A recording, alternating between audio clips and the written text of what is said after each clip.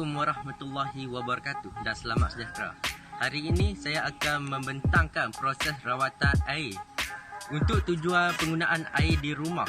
Proses rawatan ini dilakukan di loji rawatan air.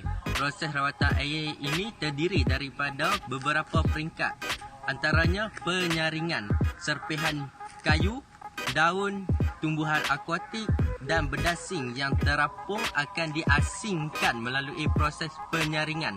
Selepas melalui proses penyaringan ini, bahan terampai yang lebih padat akan dibuang dengan membenarkan air mengalir melalui kerbuk yang akan memendapkan bahan ini di dasar.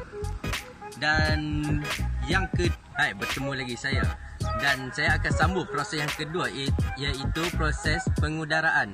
Air mentah yang dipam akan dicampurkan dengan udara di ruang pengudaraan. Proses ini menghasilkan oksigen dari atmosfera untuk melakukan pengoksidaan ke atas besi dan magnesium. Besi dan magnesium ini yang asalnya larut di dalam air akan menjadi tidak larut akibat beberapa pengoksidaan dan ianya akan dapat disingkirkan. Proses pengudaraan ini juga dapat membuang rasa dan bau air yang tidak menyenangkan. Proses ketiga pada proses 4 iaitu sedimentasi. Sedimentasi bermaksud pemendapan dan ketalan yang mengendap tadi akan digunakan melalui tangki, iaitu sedimentasi untuk tempoh yang panjang supaya pemendapan berlaku dengan sempurna. Air yang jernih akan berkumpul di bahagian atas. Di bawah itu akan terkumpulnya endapan yang kotor. Terdapat juga iaitu ketalan yang ringan dan tidak mengendap, sebaliknya terapung.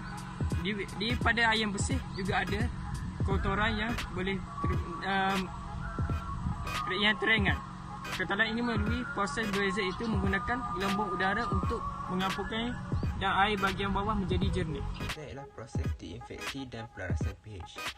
Air dalam tangki jernih akan diinfeksi bagi menghapuskan mikroorganisma yang masih tinggal di dalam air selepas proses penapisan. Klorin bergas ataupun kompaun klorin lazimnya digunakan untuk tujuan pembasahan minuman. Baraj pH diselaraskan menggunakan kapur ataupun bikarbonat. Seterusnya proses ketujuh itu proses fluorasi. Proses ini adalah mencampurkan air bersih dengan bahan kimia sodium fluorat untuk tujuan membekalkan air dengan kandungan fluorida. Proses ke-8, tangki air jernih. Proses disinfeksi dan penyelarasan pH merupakan proses terakhir hingga menghasilkan air yang dirawat. Air ini kemudiannya akan disimpan di dalam tangki air jernih bagi tujuan pengagihan. Dan proses terakhir ialah pengagihan air. Pengagihan air akan bermula dari tangki air jernih loji rawatan air. Air dari tangki air jernih ini akan dipam melalui sistem saluran yang panjang bagi mengimbangi takungan dengan ketinggian yang mencukupi untuk tujuan pengagihan menggunakan tekanan graviti. Melalui kaedah ini, air akan disalurkan kepada tangki-tangki air pengguna. So, kita pergi kepada kesimpulannya. Apa yang dapat saya simpulkan secara ringkasnya, proses rawatan air ini pada proses permulaannya adalah proses pengasingan, iaitu atau dikenali proses penyaringan.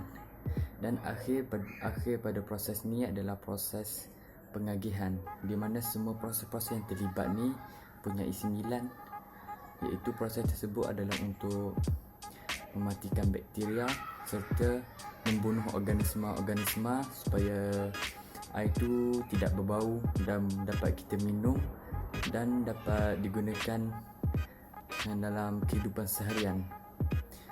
Itu saja. Terima kasih.